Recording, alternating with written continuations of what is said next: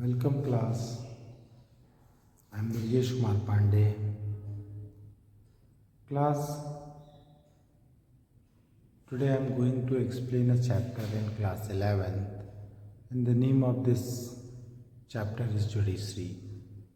Class, we know that according to theory of Montesquieu, the government should have a three organ: executive, legislature and judiciary, and both are independent. So, in our country, also adopted this model, and the government have a three organ: executive, legislature and judiciary. Class, today we are going to explain one of the organ, judiciary. Class, you know what is the function of judiciary? Judiciary is the protector of our constitution. Judiciary also the protect the fundamental rights of citizen. Judiciary also control the parliament. Suppose parliament was making a law and suppose this law is going against the constitution, so judiciary have a judicial power. Judiciary have a judicial review power, and judiciary can cancel such a law which will going against the constitution.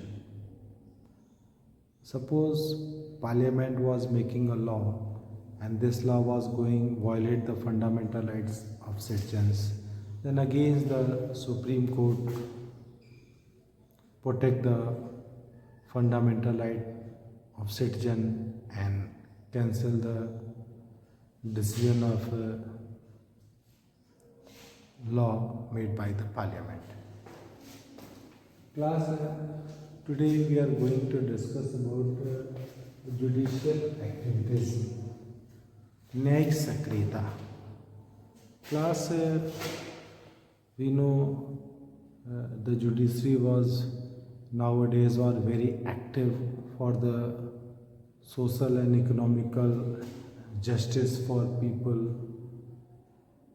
Judiciary was taking part in the society because today our executive and legislature were not perform their duty proper. So our judiciary take the initiative and take the responsibility of public welfare work, and this is by example is a appeal, public interest litigation. Class, how the appeal system was public interest litigation, Janhit Yachika, how it was start, and what are the systems under the pill. Class देखो, मैं तुम्हें पहले दो story सुनाऊंगा. Class, सबसे पहला पिल कब आया था? इन 1979 the newspaper publics report about under trial. 1979 में एक रिपोर्ट पेपर में प्रकाशित हुई जिसमें कोई केस जो है चल रहा था. There were many prisoners in the Bihar who had spend long year in a jail. Bihar में बहुत सालों से वो जेल में वो कैदी बिहार के पड़े हुए थे. ठीक है, longer than what they would have been spend if they had been punished for the offence for which they were arrested. जिस अपराध में उन लोगों को अरेस्ट किया गया था, अगर उसकी सज़ा होती तो जितने साल उनको जेल में रहना पड़ता उससे कहीं ज़्यादा उन्होंने जेल में समय काट लिया था. This report promoted in the advocate to file a petition. यह जो रिपोर्ट इसके ऊपर एक रिपोर्ट जो है इस रिपोर्ट के ऊपर एक केस जो है फाइल किया, एक पिटीशन दायर किया एक वकील ने। The supreme court hear this case, supreme court ने इस केस की सुनवाई की। It become famous as one of the early public interest litigation. This was the Hussain Ara Khatoon versus Bihar case, जिसको हुसैन आरा खातून वर्सेस बिहार केस के नाम से जाना जाता है। इसमें सुप्रीम कोर्ट ने एक वकील के द्वारा जो पिटीशन दायर किया गया था, एक पिटीशन फाइल किया गया था, उसको आधार बना करके जो बिहार के प्रिजनर्स थे उनको न्याय दिया था। एंड एक अनदर जो पील है जो कि 1980 में एक प्रिजन ने जो तिहाड़ जेल का था उसने सेंड किया था, जिसने इन 1980 a prison inmate of the Tihar jail managed to send a script piece of paper to the Justice Krishna Iyer of the Supreme Court, narrating physical torture of the prisoners. Justice Krishna Iyer को ये एक paper पे लिख करके Tihar jail के एक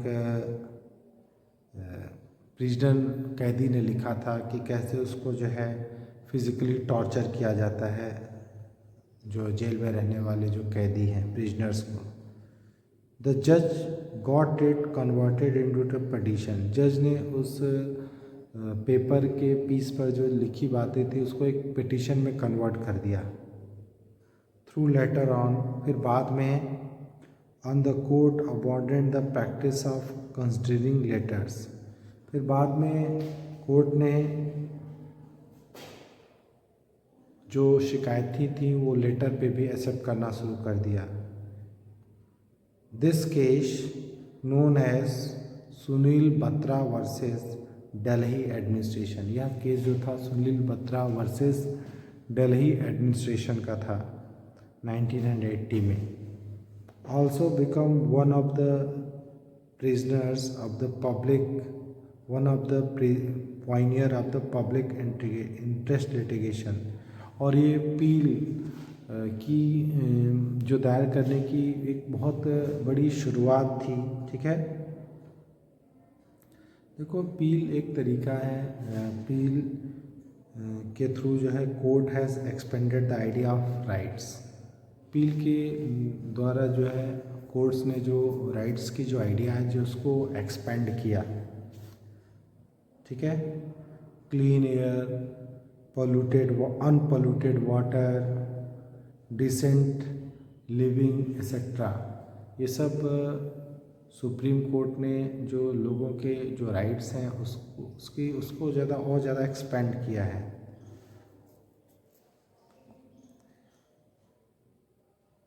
rights are for the entire, देखो जो कोई भी राइट्स होती है वो पूरे समाज के लिए होती है। Therefore it was held by the court that the individual as a part of society must have the right to seek justice whenever such rights were violated. ठीक है, और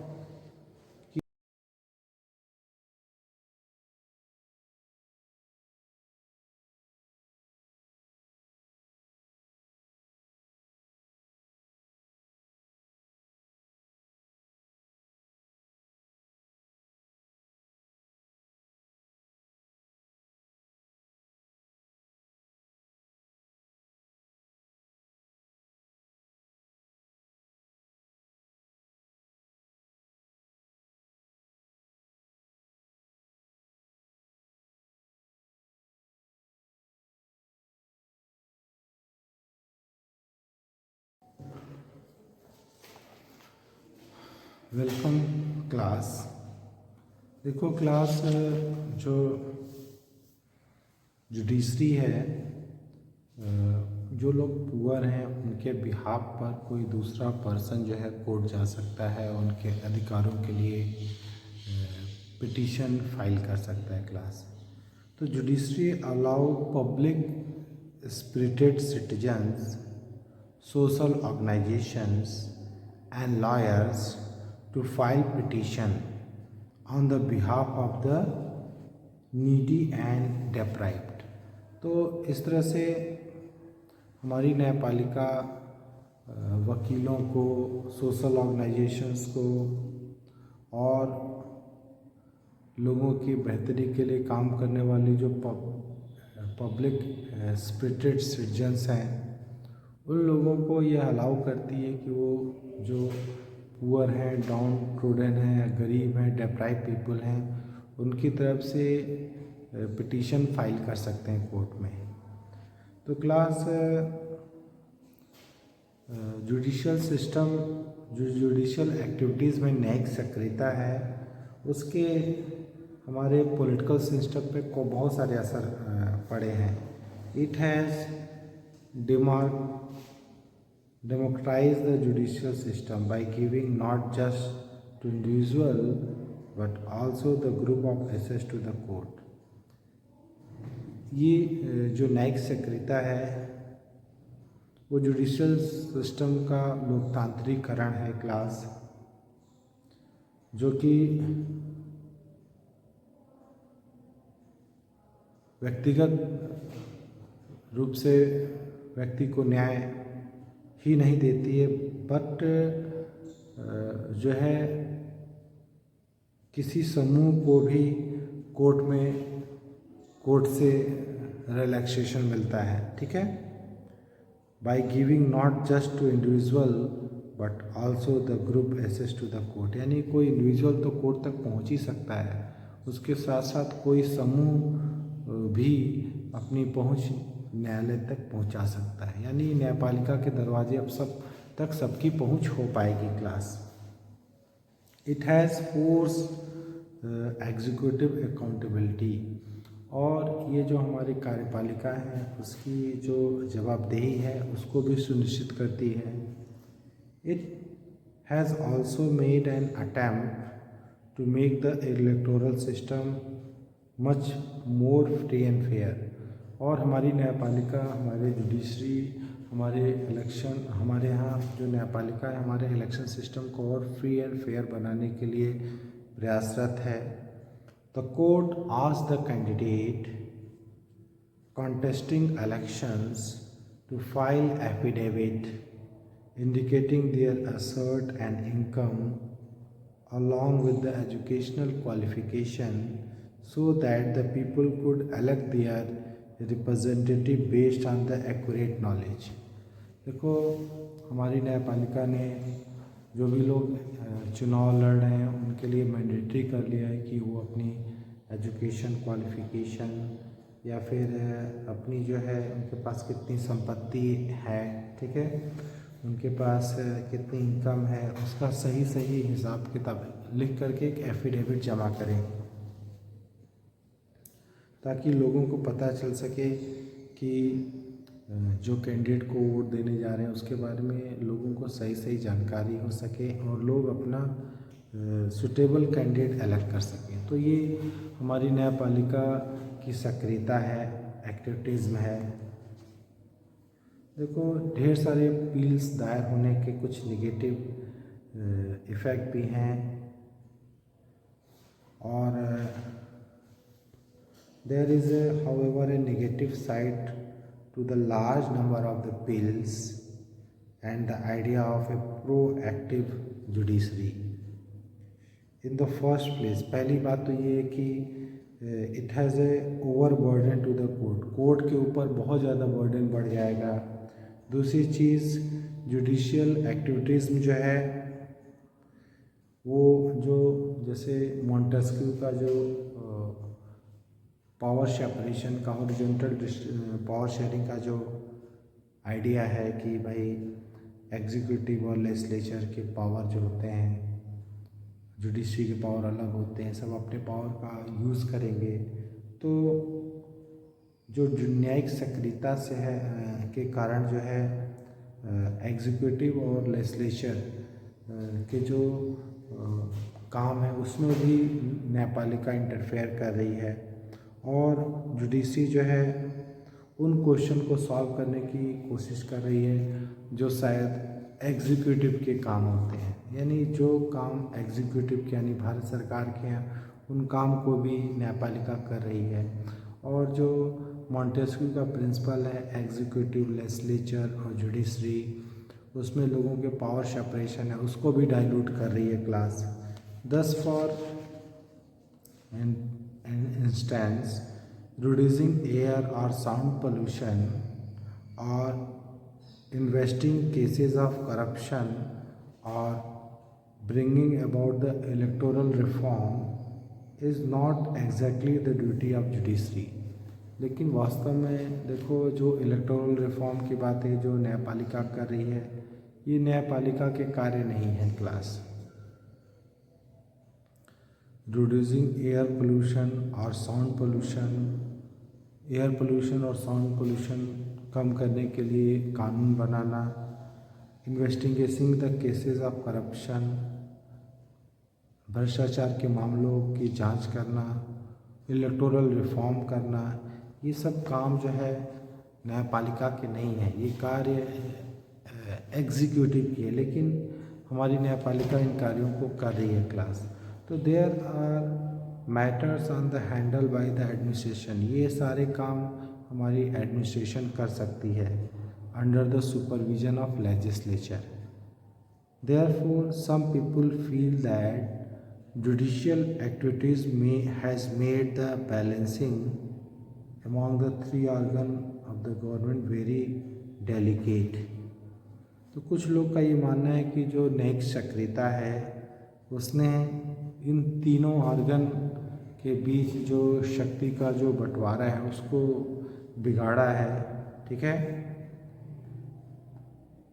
democratic government is based on each organ of the government respecting the power and jurisdictions of the other. Judicial activities may be creating a strain on this democratic principle। तो जो सरकार के three organ हैं executive, legislature और judiciary, सबके अपने अलग अलग कार्य हैं, अपने अपने फंक्शन हैं, अपने अपने जुरिडिक्शंस हैं, और किसी को जो हमारी डेमोक्रेटिक पॉलिटिक्स है उसमें किसी को किसी के काम में इंटरफेयर करने की इजाज़त नहीं है। बट द जो जुडिशियल एक्टिविटीज़ है, न्यायिक सक्रियता है, हमारी न्यायपालिका एग्जीक्यूटिव के कार्यों में इंटरफेयर कर रही है। जो कार्य हमारे एग्जीक्यूटिव के हैं, एडमिनिस्ट्रेटिव ऑफिसर्स के हैं, उन कार्यों को अपने हाथ में ले रही है। इसके साथ साथ जो पार्लियामेंट के लॉ मेकिंग के काम हैं वो भी जुडिशरी अपने हाथों में उठा ले रही है। तमाम तरह के चीज़ों का इंटरप्रिटेशन करके नए लॉ बना दे रही है क्लास। तो जो न्यायिक सक्रियता है वो जो पावर सेपरेशन जो थ्री ऑर्गन में है उसको डाइल्यूट कर रहा है क्लास। तो class next topic is judiciary and rights class.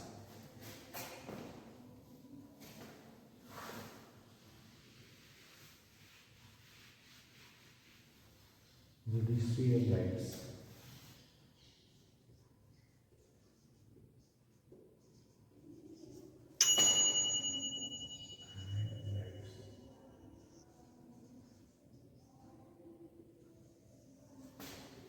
Class next thing is judiciary and rights class।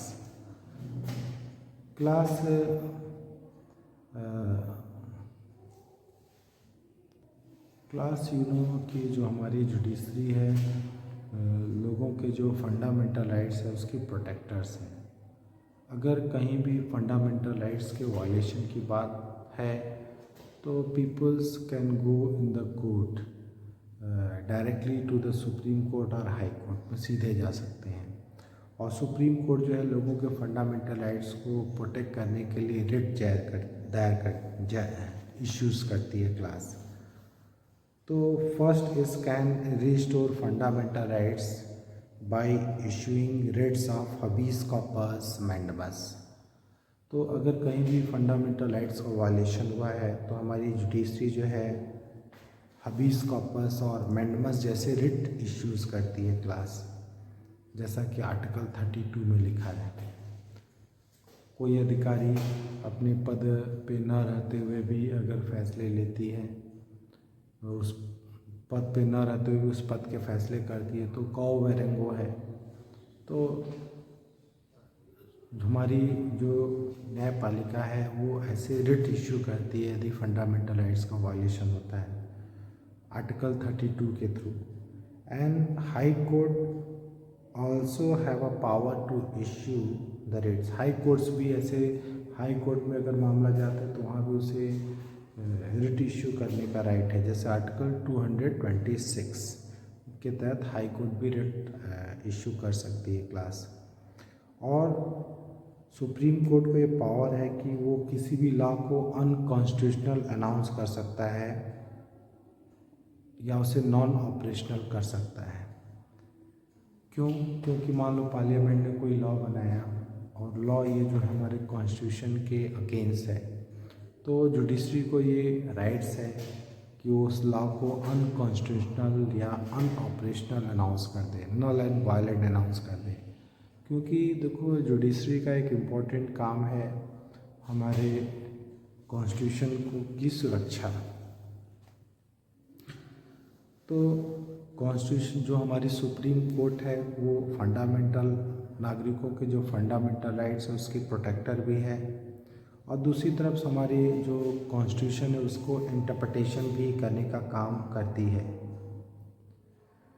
और जुडिशरी के पास एक और राइट्स है जुडिशियल रिव्यू, यानी सुप्रीम कोर्ट या हाई कोर्ट का यह राइट्स ये कहता है कि वो किसी भी कानून की जो कॉन्स्टिट्यूशनल वैलिडिटी है उसको चेक करता है। ठीक है, अगर court arrive at the conclusion that the law is inconsistent with the provision of the constitution, यदि न्यायपालिका को लगता है कि जो लॉ बनाया गया है वो संविधान के जो प्रोविज़न है उसके खिलाफ है, तो सुप्रीम कोर्ट उसको या हाई कोर्ट उसको अनकॉन्स्टिट्यूशनल या इनएप्लीकेबल अनाउंस कर सकता है।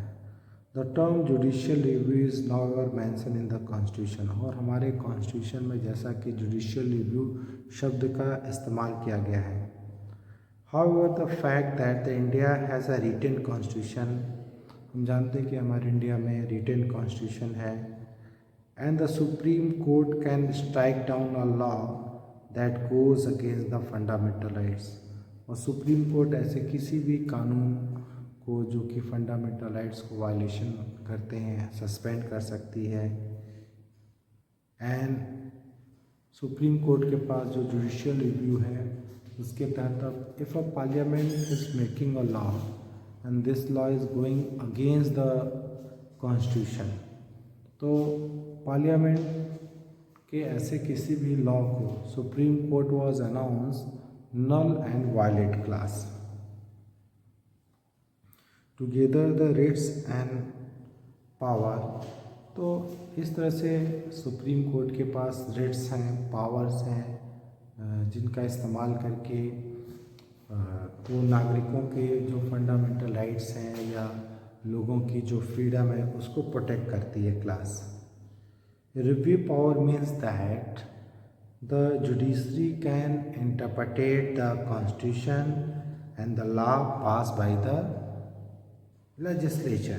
देखो रिव्यू पावर का मतलब यह भी है कि जुडिशरी जो है कॉन्स्टिट्यूशन के किसी भी कानून की व्याख्या कर सकती है, उसको इंटरप्रेट कर सकती है, और यानी कि किस कॉन्स्टिट्यूशन में लिखी हुई किस बात के क्या मायने हैं, उसके पीछे क्या मोरल विज़न है, इसको एक्सप्लेन करने की जिम्मेदारी जो है सुप्रीम कोर्ट को है। Many people think the features enable the judiciary to protect the constitution effectively and also protect the rights of citizens.